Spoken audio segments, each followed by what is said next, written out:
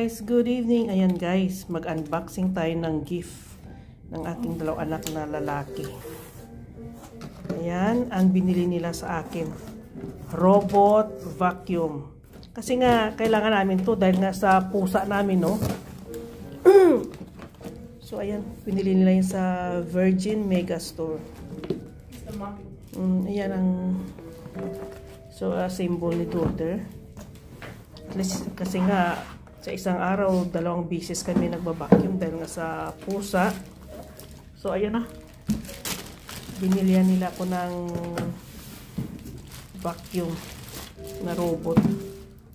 Ayan ang robot. Ang brand is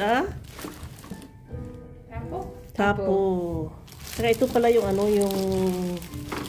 yung charging station. So kailangan i-ano namin yan. And guys, ang nire-request ko sana yung Xiaomi kasi nakita ko sa Virgin. Pero sabi nila, hindi daw ganun ka heavy duty. So ito ang binili nila. Kailangan pala mag-download ka ng app nito. So ayan guys, tingnan namin kung paano maggamit nito para hindi na kailangan mag-vacuum. Kasi nga dito napipilitan kami mag-vacuum 2 beses sa isang araw dahil sa mga pusa. O sige na guys, thank you for watching.